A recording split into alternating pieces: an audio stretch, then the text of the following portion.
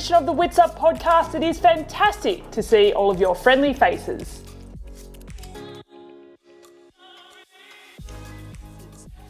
Do you know what? With this episode, I've done it again.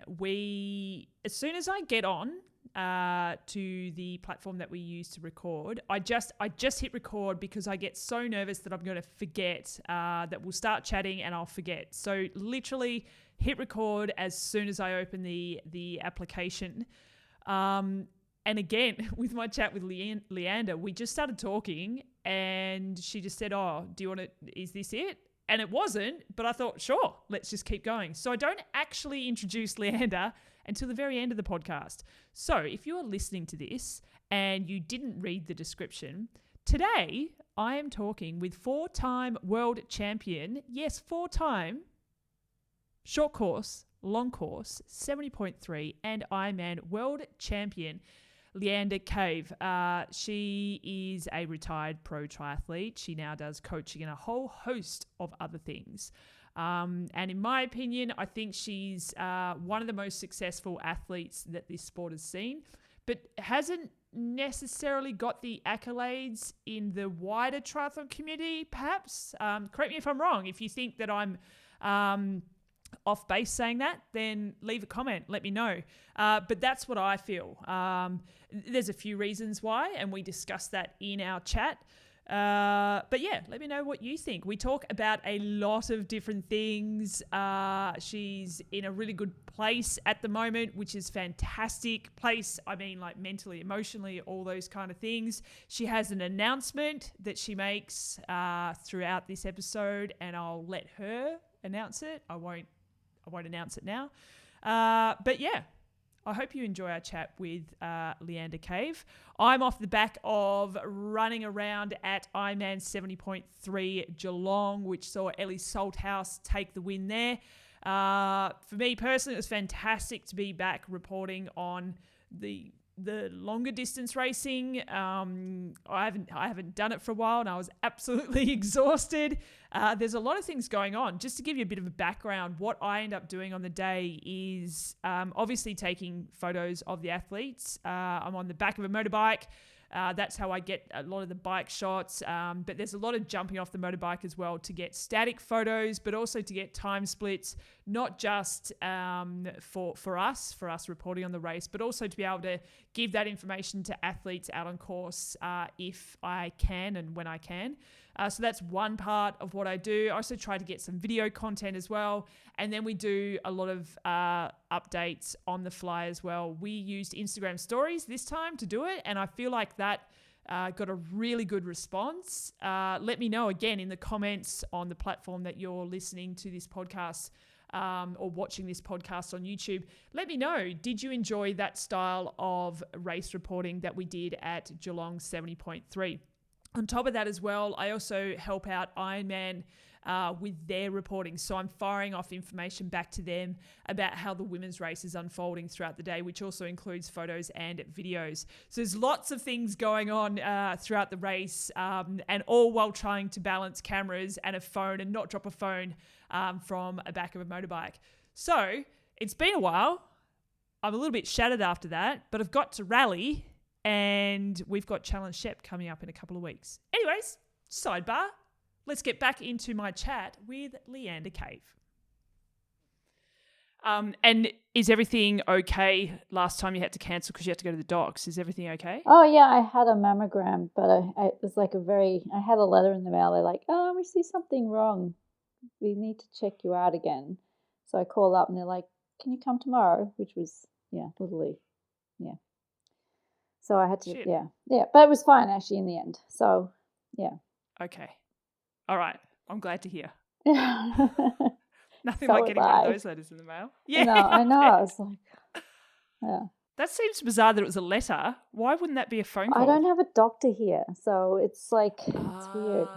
Normally they'd send the results to my doctor, but we just moved to Miami. I don't know if you like use this recording, but you can handle this if you want.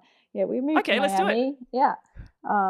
When we moved to Miami, it was a 2-month stint here where we're just going to like avoid the first part of winter, the shoulder season, where it's not really snowy, cold, you can't do anything. It's just awful.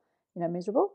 So that was in beginning of November. So we're just here for 2 months, and then things just gradually started happening here, and in terms of work, both for Maiko and myself. And then we kind of just looked at each other and maybe we should get a place here, and extend our stay. And then it became that maybe we should just move here. So that's kind of how it went. So yeah, I still had everything set up in Colorado, which is where I moved to have a completely fresh start before I met Maiko. And I was just settling in there. And so I had everything set up there. I bought a place there, moved in, made my place my own. You bought a place in Colorado? Yeah. Oh my God. Yeah. So, I had planned to just new beginnings, right? And then, but that's my life. I should never have just bought a place. So anyway, so my doctor's over there. And we moved here, and just changing that whole thing up. You can't just walk into a doctor here. You just have to change your insurance, and then you have to get allocated to a doctor and do all that sort of stuff. So it's very different to Australia and probably many other places in the world. Welcome to the US healthcare system. And so I'm still waiting to find out who my doctor is here, and I've got my health insurance here. So anyway, got this mammogram, and I got a letter in the mail saying there's something that showed up, and normally that would be sent, or not even sent. They'd call up the doctor and send the results to a doctor. Well, I don't have one here yet. Yeah. So I get the information. I'm like, oh crap. So I went in and they gave me an ultrasound, women's issues, mammograms. And they noticed that nothing was actually wrong. All my cells looked normal. So off the hook there, all good. But a 24-hour scare in the meantime. Wow. And like we said, interesting to get it in a letter. Seems like the most bizarre way to get it. But obviously it's because of the system and not having a doctor there. But I don't know. I don't open letters anymore. So if that was me, I would have just got it and I don't check my mailbox anymore. Yeah. It's just I'll just go check the mail today. Oh, shit. Oh, God. Yeah. You knew, deep down you knew you had to check the mailbox that day. Yeah. I mean, normally, we're in a condo and they just pile the junk mail in there, and I'm sifting through junk mail just to find a letter, let alone something that's important, Oh, my God. So, yeah. Anyway, so that happened. Shit. So, but everything is okay. Everything's good. Live to see another day. But you've had, this has just reminded me, and you're going to have to correct me because I'm probably going to get it wrong, but didn't you have a skin cancer scare as well? Actually, yeah, I did have a skin cancer. It was on my back. That was back in 2013, after, the year I won Kona, when a lot of things went to shit. So I not only just had skin cancer, I got injured, found out I need glasses, all these things, it's wonderful. But it was, I had that taken out on my back. It wasn't a malignant one. It was just a topical squamous cell carcinoma. Yeah. But equally as scary to begin with when you don't know what's happening, right? Waiting for results. Yeah. And the doctors kind of, I don't know, at least my doctor kind of overplayed it a little bit, made it sound a lot more, I don't know, life-threatening than it was. But yeah. It's still, we live our lives in the sun, at least most athletes like myself do, especially Ironman, when you can't, make sure you're training early hours in the morning and later in the afternoon. You're kind of going through into some of the peak sun hours of the day, and just it's part of the job description. You have to just do everything you can to protect the skin. And for me, I've been wearing sunscreen since I can remember, but it's still not enough. But I just had a bunch of things taken off, just sunspots taken off a couple of weeks ago, and I get checked a couple of times a year, and it's all those things. It's just prevention. Same getting a mammogram, it's prevention. It's not so much something addressing something that's wrong all the time. It's just making sure that nothing is going wrong.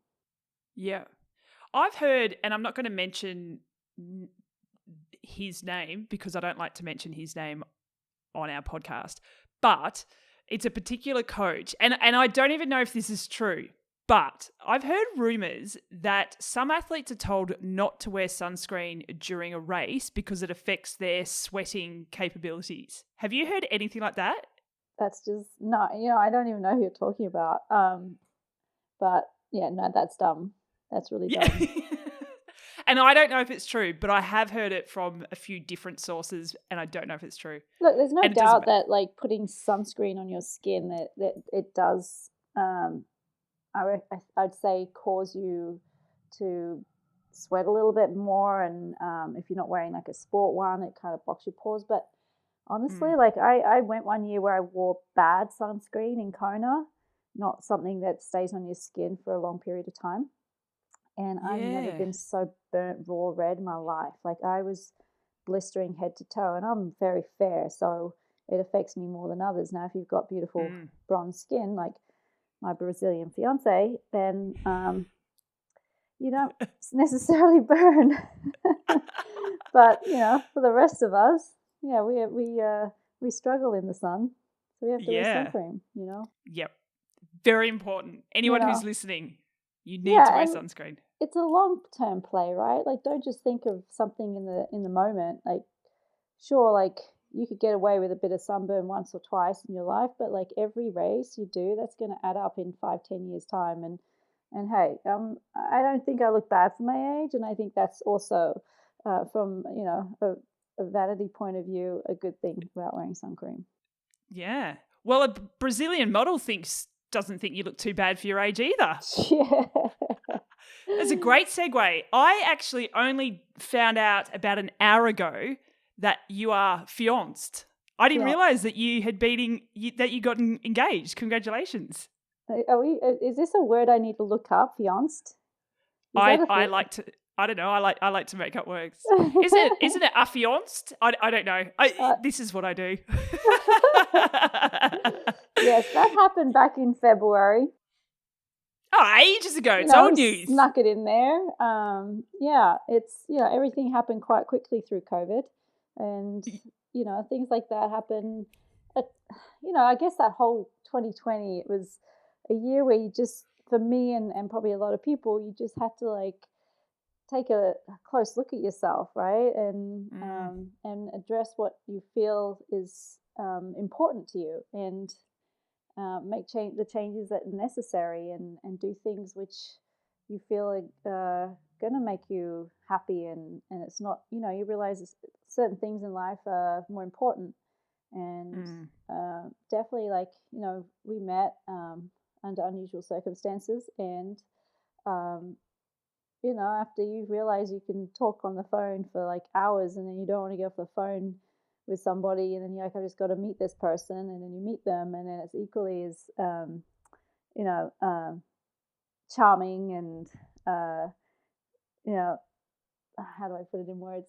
You just want to be together, and you love spending time with each other, and you're each other's best friend and company, and there's a lot of physical attraction as well. Like, you realize, like, there's certain things like that which are important, and some people find other things important in life, or at least in a relationship, and that I just realized what I was looking for, and we both found the same thing in each other. Yeah. So fair to say, I mean, you're still smiling now. And I know most people are listening to it. But yes, Leanda is smiling a lot right now as she speaks. But clearly you're happy. You seem happy.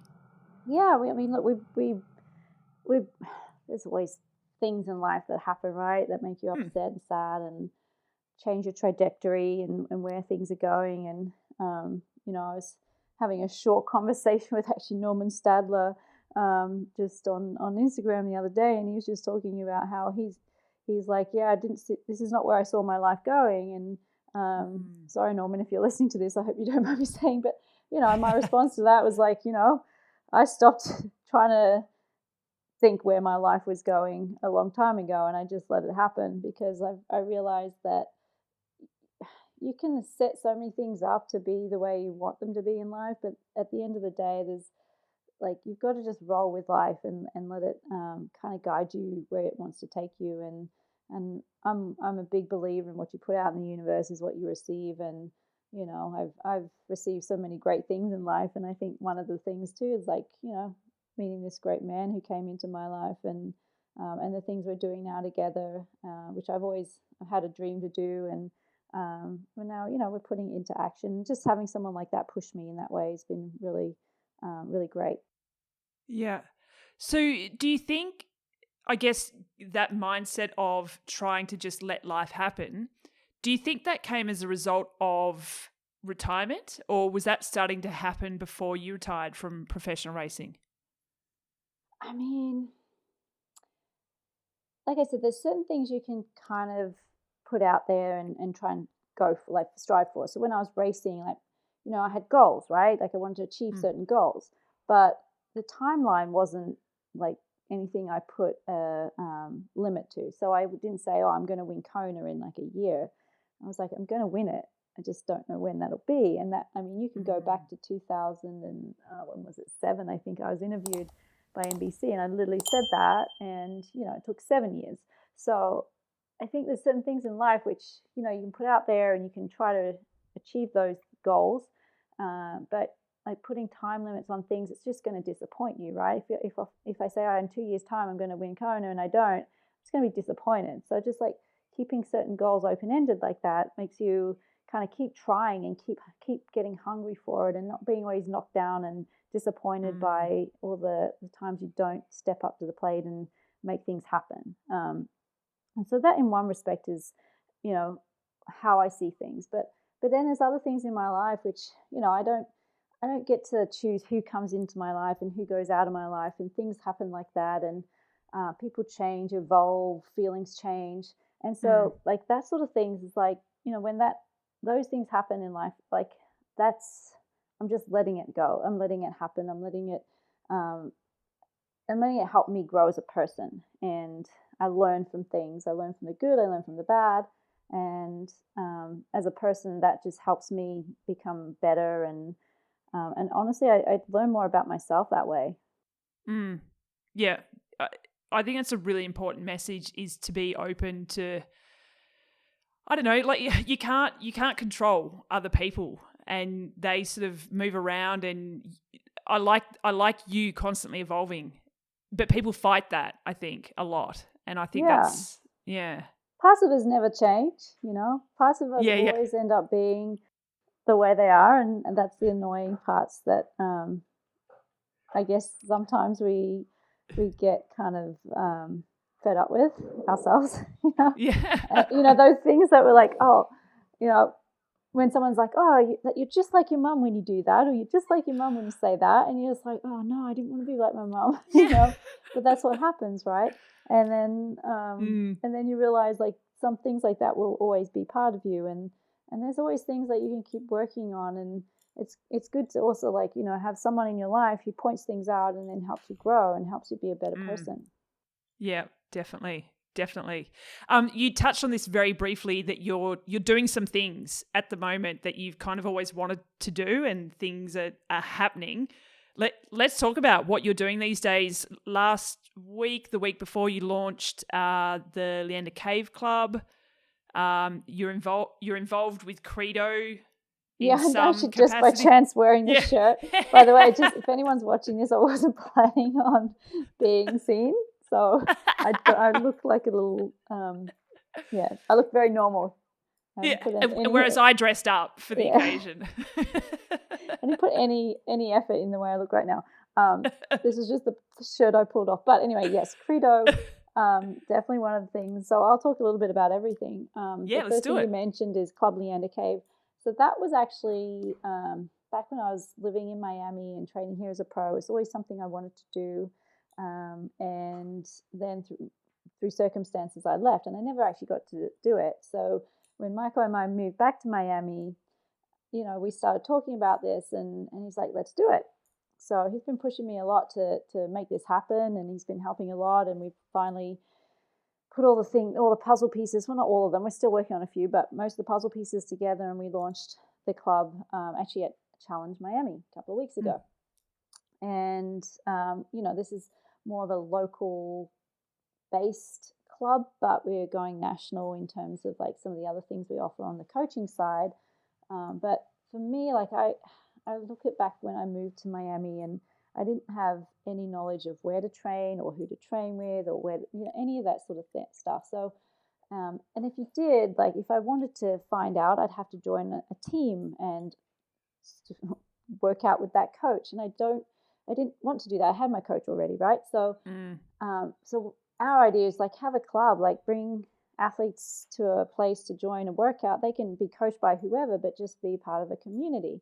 And then if they want to use the coaching resources we have through the website, great. If not, then they can, stay coached with whoever or not be coached at all. But then at the same time, we wanted to bring a community of coaches together. So on the same side, like coaches try to, in my opinion, they work against each other instead of working together. And I feel like coaches working together can only help each other grow in terms of their knowledge. I mean, I've had my own knowledge, what I've learned through the sport. Other coaches have their knowledge based on how they gained their experience. So I think we can only help each other. Then also when we bring athletes together for workouts or training camps or things like that, athletes get such a great experience because they get to see and hear coaches from a lot of different backgrounds. So that's also what we wanted to do with the Club Leanda Cave. So so that's what we're working on now. It's all online. You can find it all at clubleandacave.com. And then, the other thing I'm still working on, I'm working with Peakers.ai. That's the coaching app.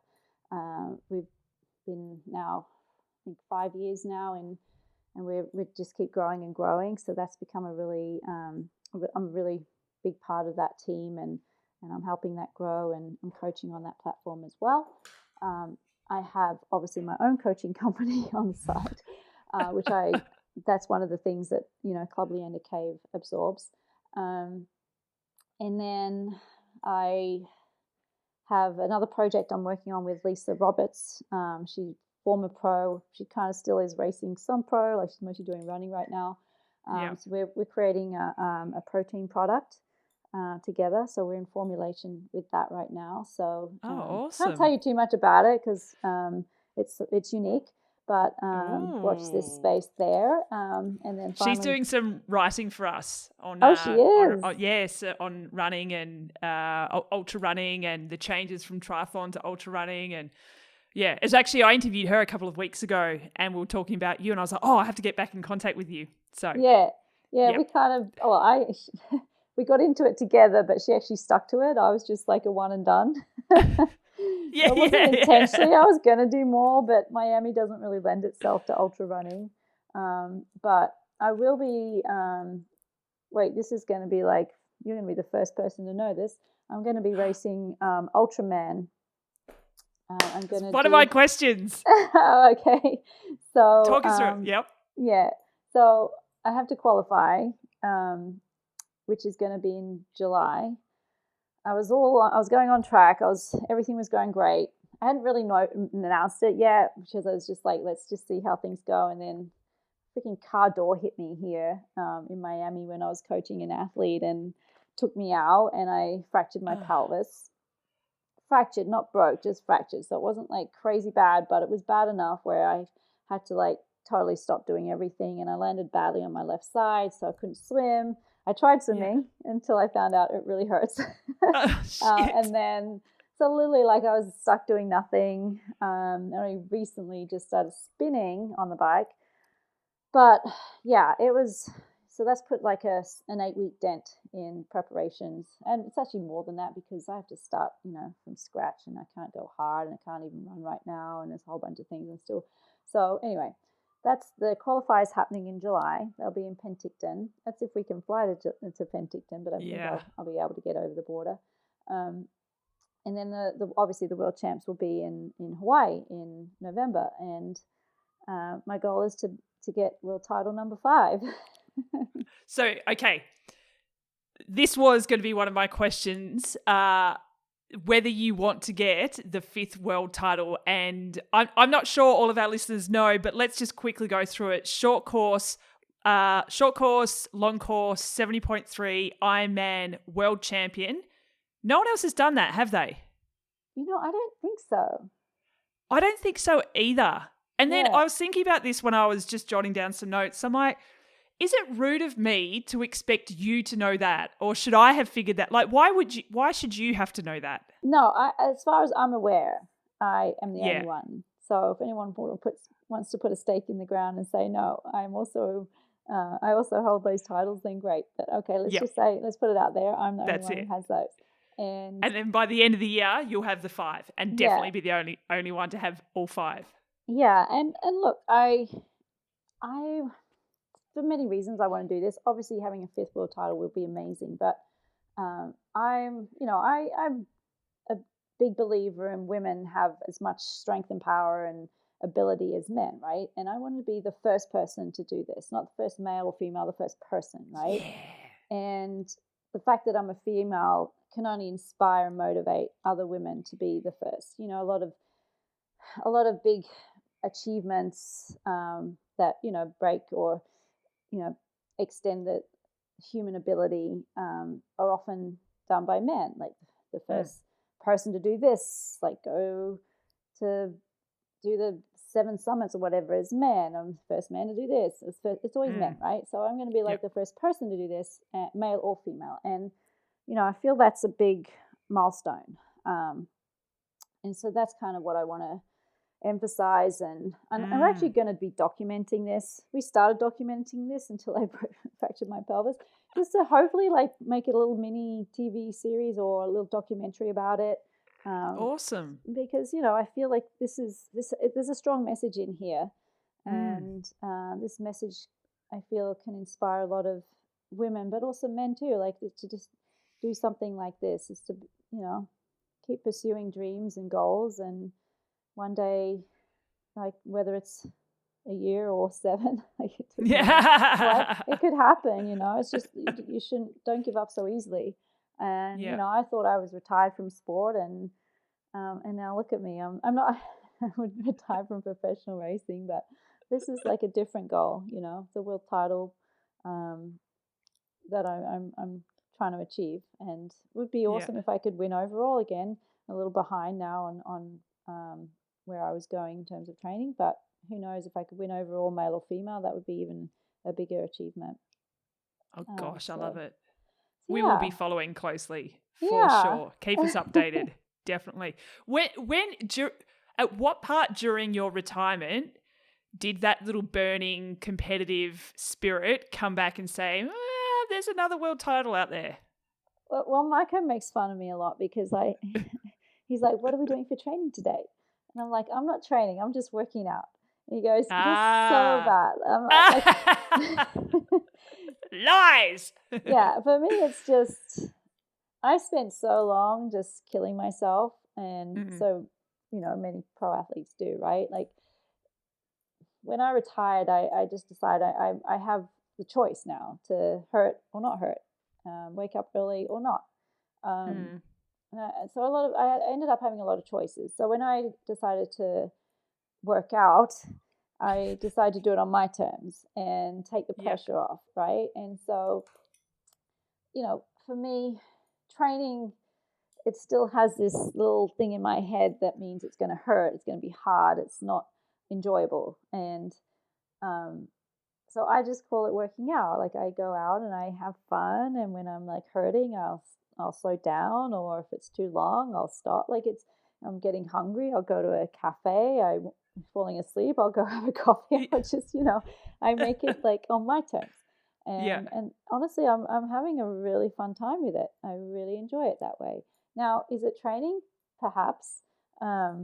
It's some of it's structured, some of it's loose. It's not really. I'm not following much of a specific plan. Like every day of the week is a certain like sport, or there's a certain goal in mind. But it's just training is more in like doing something every day to reach my goal, whether I want to call that training or not. To me, I'm just working out. I'm enjoying it. You know, it's my lifestyle, and that competitive nature that I had when I was an athlete.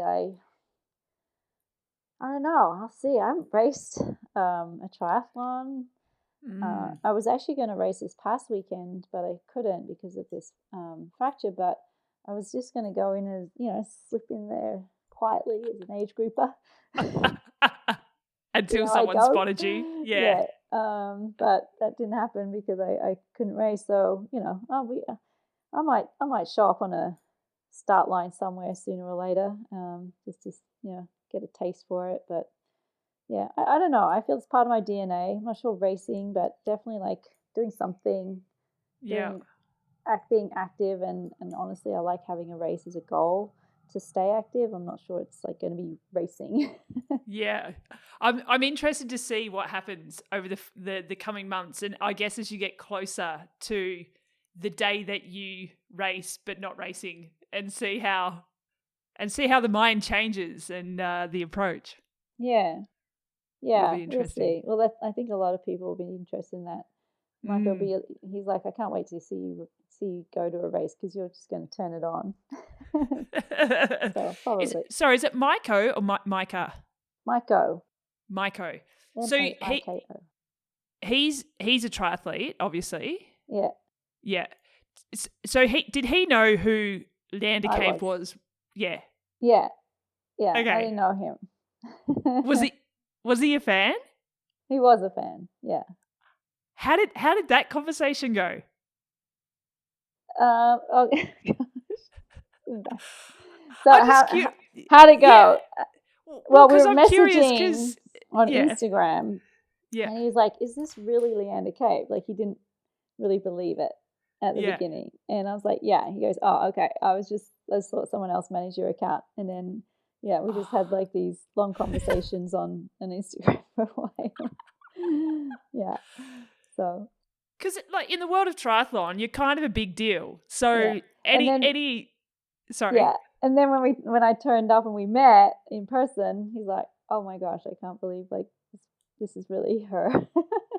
So he was kind of a fan. So do you think he found it hard to switch off the fan guy triathlon frother and just go, right, this is a potential friendship, relationship, whatever it might turn out to be, but still like, I want to ask all these questions about triathlon and I'm such a fan. Like, do you think he struggled with that? No, I didn't. I don't actually. Yeah. I mean, maybe he would say something different, but to me, he came across like a gentleman every time. Like he was always like very, not like uber fanish. Okay, so one thing, I think I actually said it on my chat with Lisa Roberts. I think we actually spoke about it briefly in Kona when you were on the Witsup panel. In my opinion, I feel like you're one of the most underrated or undervalued athlete that the sport has seen. And I don't mean that in any offense. I mean that as in, I don't feel like all that you've achieved is celebrated enough, in my opinion. What's your response to that? I agree. No, I'm kidding.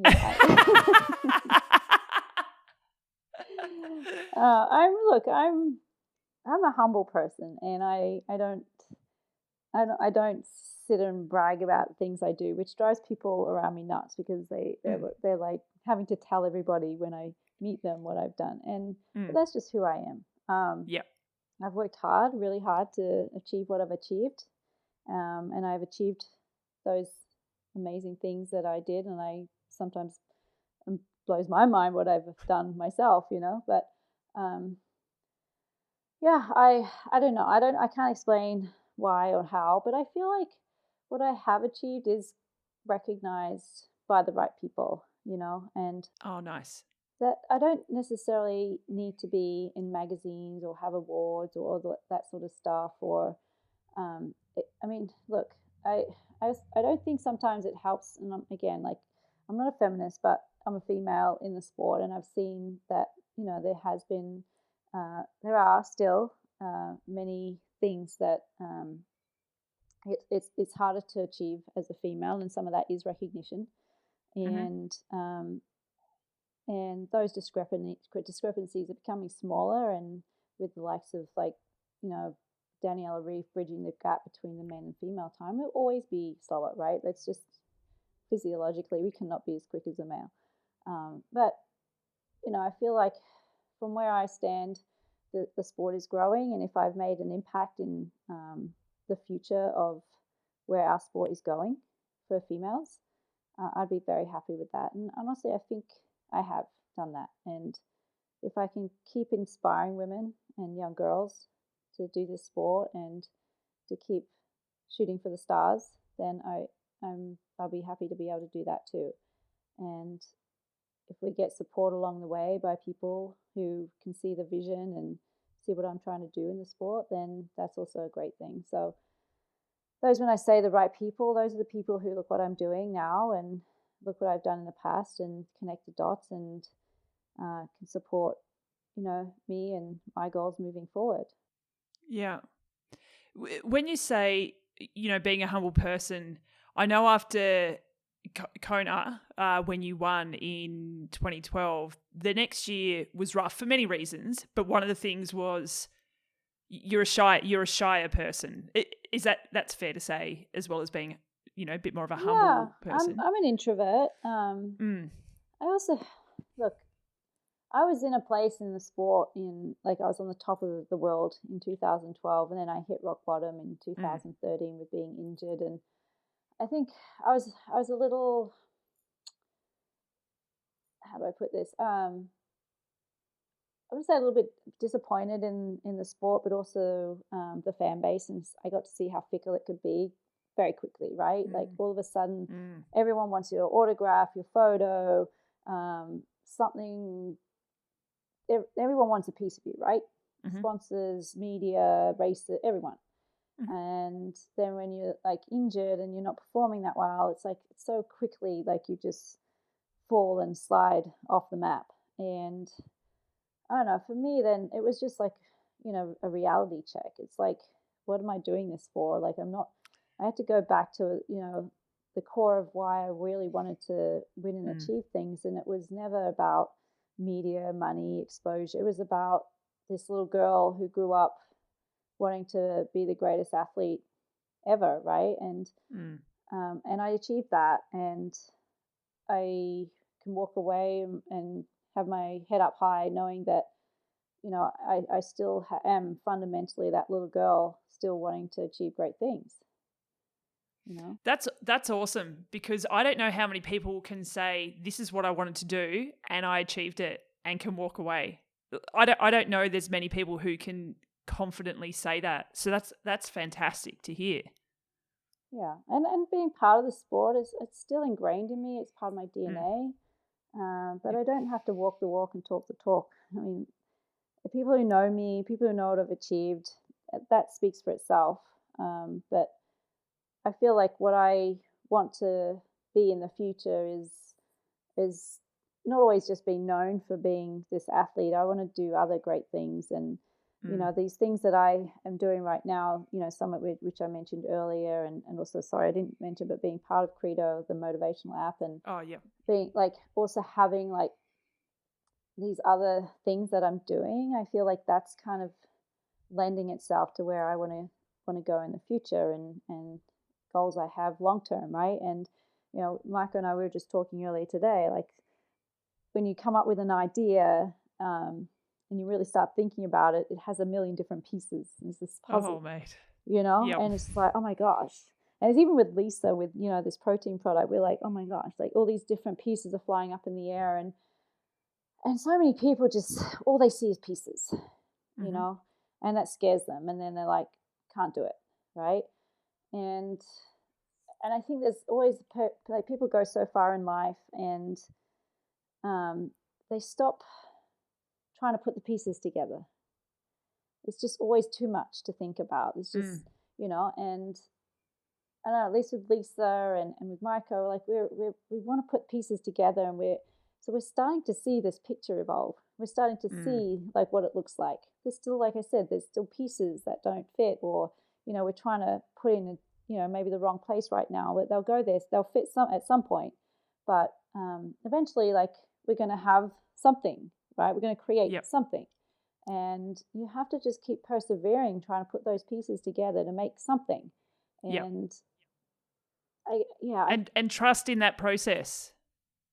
Yeah, I mean, if there's any I don't gamble, but I don't bet on it many things, but I bet on myself, and I believe in myself, and I believe in the things that I'm doing, and I believe in the people I'm doing things with, and that process, right? And the end goal, whether it happens, and this is what Lisa and we talk about. We didn't realize this process, what we're doing together, is going to take so long, and Micah and I also, like, we have this idea, and we thought we'd execute it much sooner than we did, and it's, like I said, it's still a work in progress, but the timeline, they put a timeline on something, you're going to be disappointed. And we live in this kind of crazy fast culture where everything has to happen yesterday, right? And nothing happens that fast in reality. And like, you talk to anybody, or you listen, like, I love listening to podcasts. Anyone who asks me, I'm always listening to a podcast or whatever, and I'll talk about something I hear in a podcast.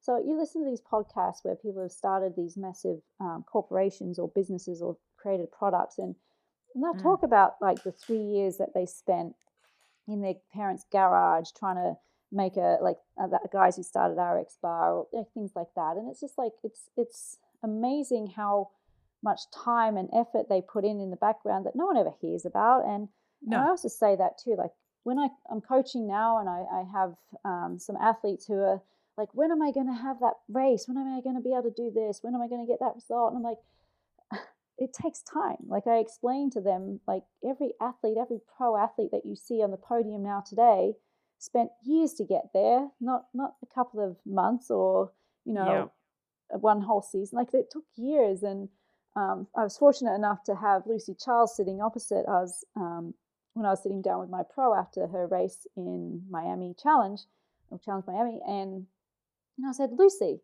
how long did it take you to get here? And she said, well, I was racing age grouper before I turned pro, and it's probably like 5 years. And my athlete needed to hear that, because, like, she's 1 year pro, and just things are, like, not happening as quick as she thought they would. And I think she's doing incredible right now. Name's Lisa Gruden, and yet, it's a process. She's still working on it, and it takes time. Gosh, it took me so long. Like I said, 7 years before I finally won in Kona, like, this goal I'd had in my mind. So, yeah, we just have to sometimes just take a step back and realize there's some things that can happen quickly, but for the most part, it takes time, and there's a process. And if you don't apply everything you need to apply to that process, you're never going to get to the end goal, and you're honestly just constantly going to get disappointed along the way. I couldn't agree more. And even with Witsup, when we launched years ago, I like the puzzle piece analogy. I was doing all these things and I had all these ideas. I just didn't know where it was leading to until one day it came to me. But it took a while. And then once it all came to me, it all just came together because I'd been churning away in the background. And it's the same with sport, particularly triathlon. And like you say, I feel like people do give up too easily because they expect overnight success, and they see pros who have overnight, I'm doing inverted commas for those who are listening and not watching me. But yeah, like I hate, and you're probably the same, when you hear people say about athletes, they're an overnight sensation. It's like bullshit. No one rolls out of bed and becomes a professional triathlete. There is years and years of consistency over time. Yeah. And unfortunately, we don't get to see any of it, right? Like, what's only documented in the press and the media is everything that we see when it's success. And, those years where they're finishing maybe, 10th to 20th in a race, no one's taking photos. No one's seeing them, putting them on camera. No one, that's stuff that you don't see. It's actually funny. I remember, I don't know, it's a photo. I remember Will Clark posted it a while back, but it's a photo of him in an ITU race running side by side with Jan Frodeno, right? And Jan Frodeno looked like a completely different athlete, but this must have been probably in, I don't know, the mid-2000s, like quite a long time ago. Not Jan hadn't even had any ITU success at this point. And then, look where he is today, right? And like, I love showing that photo to people just because it really just resonates. Like, what I'm talking about here is just like that was a very different athlete than what the guy is today. But that didn't happen overnight. That took 15, 20 years to create, you know. Yeah, exactly. I want to go way back. Actually, I shouldn't say way back because that suggests that you're really old, and I didn't mean it for it to sound like that. I'm proud of my age. I think I look great for my age. Yes. That's why I often will. How old are you now? I'm 43. I just had my 43rd birthday. Happy birthday. Thanks. I've got my 40th in 4 weeks. I had to look Mirinda at the calendar. just turned 42, so, you know. Oh, we're yes. getting up there. Yeah. Let's live our best life starting now. Yeah. But you know how, like that old saying, you can't ask a woman her age. Like, I don't give a shit, nor should anyone.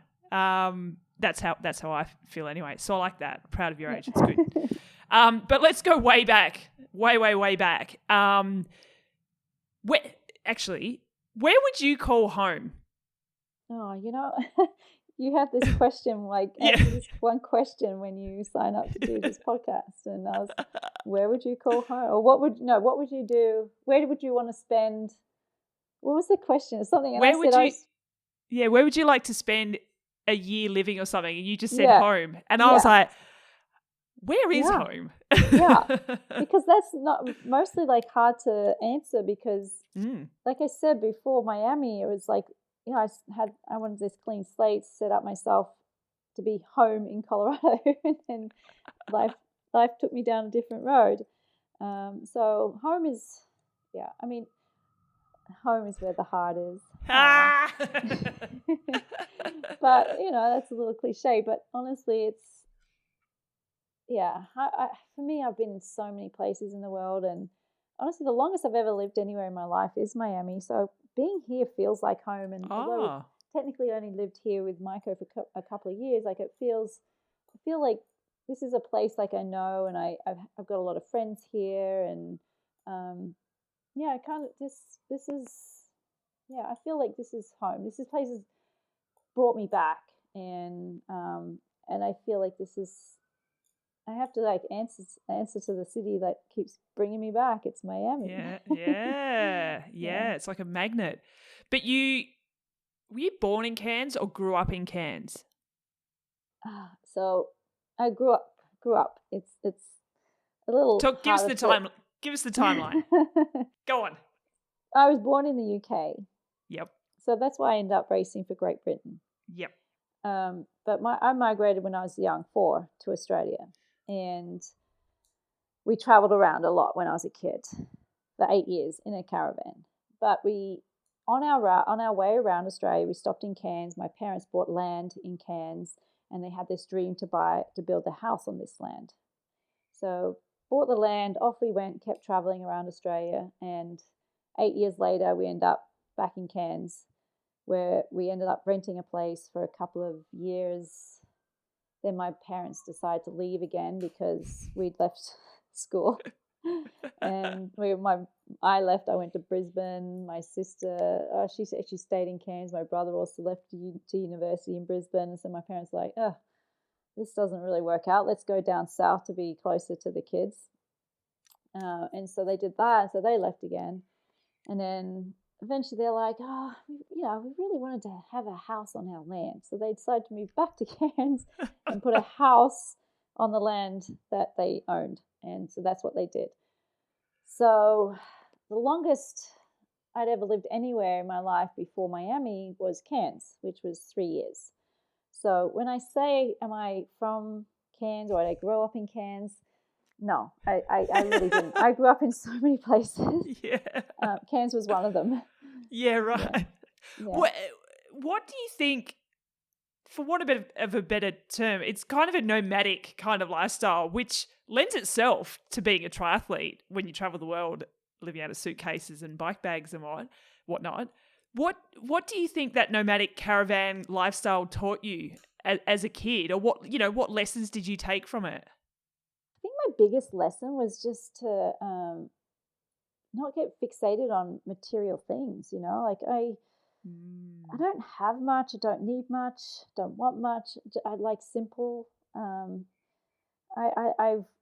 more about having amazing experiences in life than what I can show. Yep. And I've also I'm very easy just to like, things don't stress me when it comes to travel, right? Like I have no problem just getting on a plane and going to a foreign country, just things like that, and I can figure out logistics really well. I mean, aided by like internet, but back in the day when I was traveling, starting out, we didn't have internet, we didn't have cell phones. Like, man, I had like every Lonely Planet book you can imagine. For those young listeners out there, yeah, right. Man, I had maps from every country and train timetables and taxi phone numbers. It's just crazy. Yeah, I did it the hard way. But I feel like part of me, and I talked to Maiko about this, and maybe this will be another idea on the list of things I want to do. Is I would love to just like set up like a travel, I don't know, a travel gram of like races, like amazing places and races, and kind of take people through logistics, through a story and things like that on Instagram, and show like the world through my eyes when you travel to a different place. And because I think that's one of the biggest stresses that people have is like a foreign place, and traveling there with your bike and all that sort of stuff with our sport. That's actually not that complicated. Yeah, and like you say, if you don't have that stress, you can really enjoy the experience tenfold. Yeah, I mean, I've had some fails. I'm not going to say that everything's always been perfect. Yeah. What's one of the fails that you remember? Oh, just some of the hotels I've ended up booking, and falling for the photos online and not reading the reviews and things like that. Yeah. Man, I've had some terrible ones. Booking, I mean, who hasn't done that? Booked a hotel in the middle of a city when you've got a race that's in a big town, or and then all you hear is cobblestones all night, like cars just zooming past on cobblestones. Earplugs, best lesson. Buy earplugs. Yeah. Yep, definitely. Yeah. And always, I got into trouble traveling with a bike in many places in Europe with stairs, being on a top level and having to carry bike upstairs. They don't do elevators. Yeah. No. So or always the underground in Paris. The only time I've been to Paris is on the underground, like getting from one airport or train station to the next. I've actually never been to Paris other than that. I've never seen Paris. I've just seen the horrible underground. I had a travel fail going from Roth to London, and was very hungover from the party. I actually don't think I'd went to sleep, and completely stuffed up the time and missed my flight. So then landed in London on a Friday at like 5 p.m. and had to catch the tube into town or into the city with my bike. And it was a nightmare. It was the worst thing ever. And people were like, what's in there? And I kept telling kids that it was a pony. They loved it. Yeah, the unicorn. Yeah. Okay, so growing up, brother and sister, it's just the brother and sister, just the three of you? Yeah. Yeah. Yeah, I think you've met my sister. Yes, I definitely have. I came and did an interview with you, and you're staying on Alihi Drive, and I think you're staying with your sister there. I think that's where I met her. Possibly. From memory, yeah. She pretty much came to every Kona. She was my biggest cheerleader. Yeah, she was awesome. So this is where my question was leading. How close are you to your siblings now, but also back when you were in a confined space of a caravan? Just to put into perspective, anyone listening, our caravan was 19 feet long. So not very long at all. Just a little more than the drafting distance. Yeah. Triathlon speak. I like it. Yeah. Let's keep it real. So not that big. And my sister and I, we shared a bed. Yeah. And my brother was on a top bunk. So my sister and I, we did not bond very well as siblings.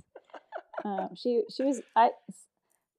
sister and I, we have different nail situations. She has beautiful nails, and I always bit my nails. So as kids, she'd always have nails, and I did not. So if I annoyed her, she'd just scratch me, like cat, and I just had scratches everywhere, and I couldn't get her back, right? So which was always frustrating. She was also the big sister, so she got in trouble more often.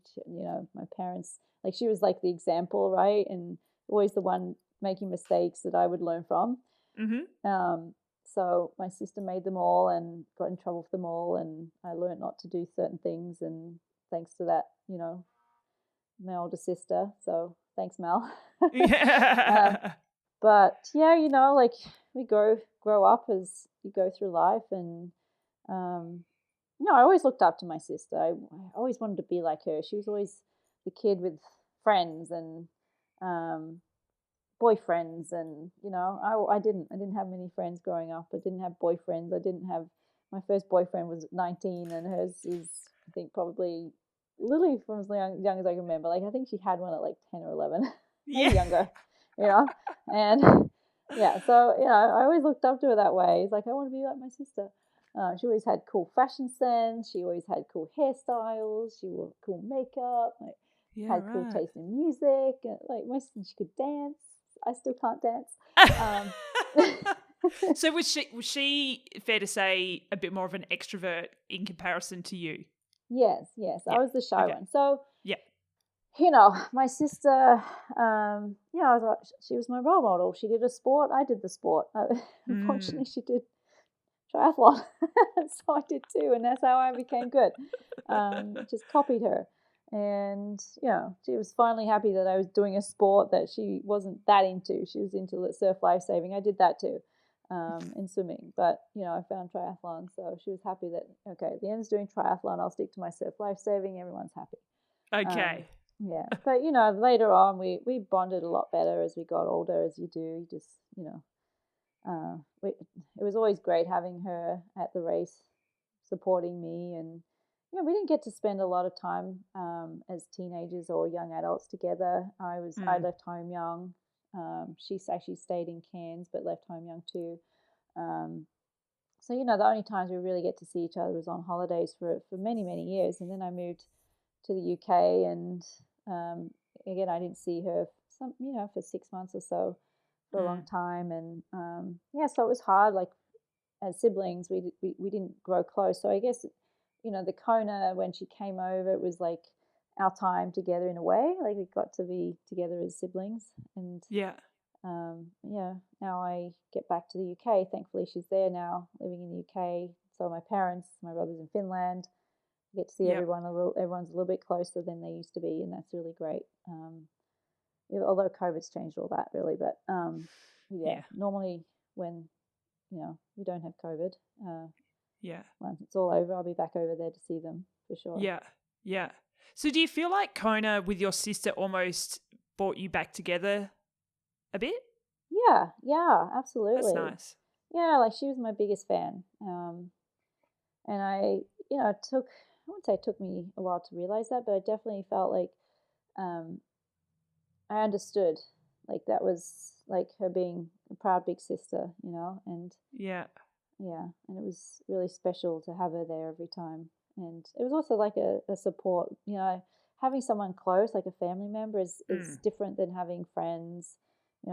It's you could be yourself. I'm a bitch around racing, or I was, I'm still a bitch every now and then, just ask my girl. But yeah, I wasn't an easy person, but my sister knew how to navigate that, and having someone like that around is really important. Like, who can talk to me and honestly, and I can talk to them honestly. It's good to have that around in a big race like Kona.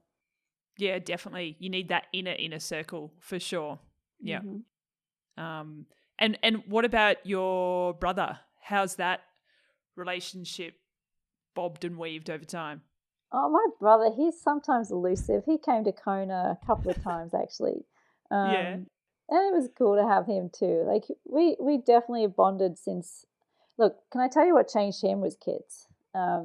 He was a loose cannon, and not to the extreme. Like, he was into like the partying, the going out, and that's when he was younger. And we tried to live together for a little bit when he moved to Brisbane, and then it didn't really work out because I was training, and he like we just were not on the same wavelength. And you know, when he moved to Europe and got a job, and then met his now lifelong partner, and they've had kids now, and so he and his, that, like, it's a Finnish thing or Scandinavian thing. They don't marry much over there. So I love to say he married his girlfriend, but they're still just girlfriend. It's not a thing there. They don't. No, it's weird. Yeah. Oh, So anyway, right. so they've been together for a very long time now. They have 2 kids, and what grounded him was like kids. Like he changed him, and I think a lot of people can relate to that. So he became grabbed you, yeah. So, but in a good way, right? And I was like, oh, for the first time, my brother and I, we had like great conversations, and he took interest in things, and like we did in common, or like not even. We just had a different relationship after he had kids. I guess he just, don't want to say he was selfish, because it's definitely not my brother, but you know, he stopped thinking about himself so much, and he became more cognizant of people around him. Yeah, it's interesting. I think I say this a lot when it comes to triathlon, and particularly with professional triathletes. Selfish doesn't have to be a negative thing. Like, there's certain things that you need to just be thinking about, you know, one certain thing. So I don't necessarily think selfish is a bad thing all the time. It can be, for sure, but not all the time. With me, I mean, I wasn't a massive raver or anything, but I would, for example, I'd go to races and I'd be hanging for the after party. Like that was my jam. I loved it. I'd worked really hard, and I wanted to party hard, and I did, to the point that I would miss flights or be on flights very hungover. I did that too, just FYI. I'm just going to turn a light on back here. Yeah, you're right. Yeah. You've done that too, missed a flight or been on a flight hungover. Or both. I've got photos of me, and the worst thing about the Kona airport is that it's all out, like there's no indoors, there's no air conditioning. So if you're hungover, you're standing out there in the heat, and it's sweating it out. Horrible. Coming out of your pores. Yeah. Yeah, people have documented that journey of mine. But yeah, since having Frankie, it's not that like I've changed. I don't want to say that I've evolved, because that sort of, to me, that suggests that I've gotten better as a person. Like, it's not about that. It's just that my life is just a slightly different direction now, and I'm okay with that. I don't want to be, you know, even on the weekend I worked at Geelong, and normally I'd hang out and have beers with people after the race, but I was like, well, no, I've got to get back to Frankie and hang out with her. And I don't know, like, it does change you having kids. But not for the better, not for the worse. It's just different. There's no denying it. There's an instinct that kicks in that you never knew you had, probably, you know. Mate. It's part of human nature. Yeah. I say it all the time. I can't believe how much I love that kid, which sounds terrible, because you should go into it sort of thinking, yeah, I'm going to love my kid. I always knew I would, but it's kind of flawed me. But more so, how much time I actually want to spend with her. Like, I don't want to send her to daycare, because I want to just be hanging out with her as much as possible. But I also have to get some work done. My mum, when she took me, even to this day, I remember, there's not very many things I remember as a kid, but that was one of them, when my mum took me to school for the first time. Yeah. And I was like the shy of the kids, right? Yeah. And oh my gosh, my mum, she cried herself silly. She did not want me to go, and so I could not relate, because in the sense, because I don't have kids, but like from your point of view as a mom, right? It's like it's all this little thing that you've spent so much time with day in, day out. You just like gonna leave it at the door and go away. The first day at daycare, I reckon I cried more than Frankie. I had to drive away and just go and do work all day. It's just so I couldn't think about her at all. Like, it just was. Yeah, it's a very bizarre feeling.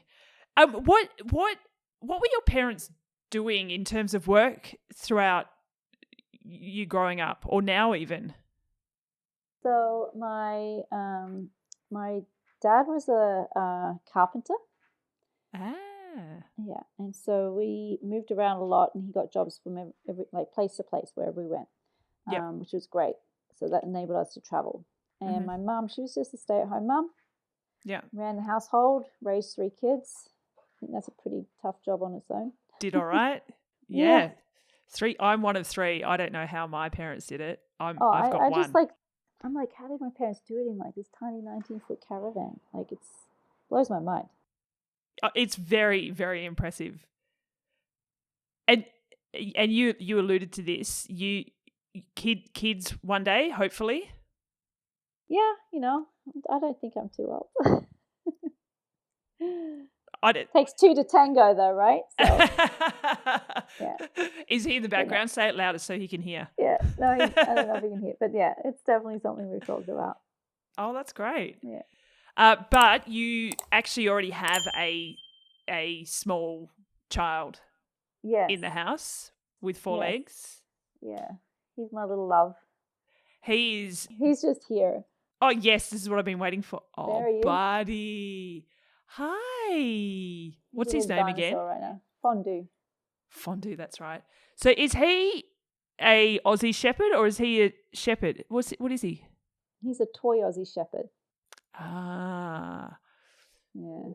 No, he's got a personality, that's for sure.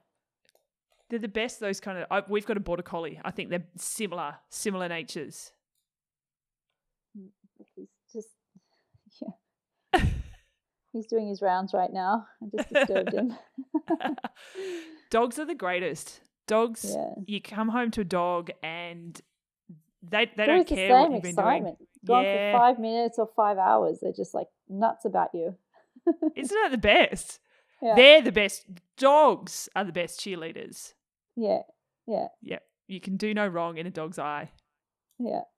Or eyes. Yeah. Before I let you go, we didn't speak about Credo. Can you please give me a quick rundown on what Credo is?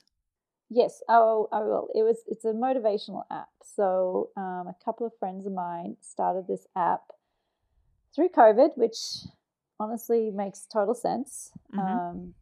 And you can download the app and have daily messages that come through. You can set your alarm and your alarm will go off and then you'll have a message that at random that will come through from maybe one of your favorites. For example, I would come on and give you a motivational quote for the day or a swim tip for the day. So there's actually a great list of athletes on the app. Some old timers like myself, Mark Allen, Dave Scott. They're older than me, just FYI. Yeah, I don't think you can classify yourself as an old timer. Yeah. And then some current ones like Ben Canute. I'm just throwing some examples out there. Sarah True, Sarah Crowley.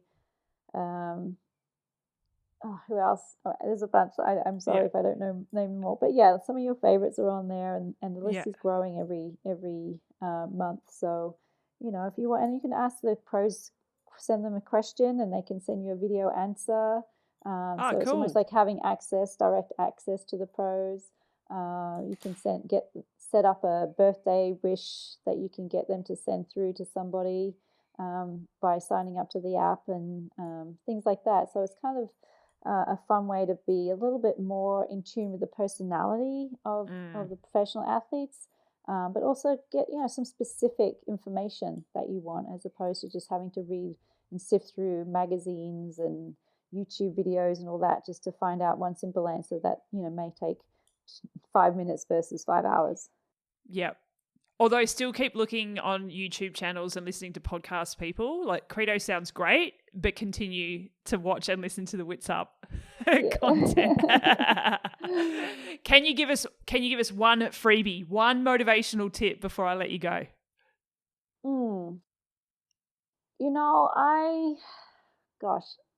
What have I been? I'm just put out into the universe what you want to achieve in life. Nice. I like it. Yeah. I just realized that I never actually did any kind of introduction as to who I'm talking to. So hopefully by now people realize that I'm chatting to Leanda Cave, 4-time world champion. Thank you so much for joining me. Thanks for having me. It's been fun. Hopefully we can connect again soon. And I'm sure we've barely scratched the surface and we've got many more stories to uncover about you. Yeah, stay tuned. Thank you so much. You're welcome.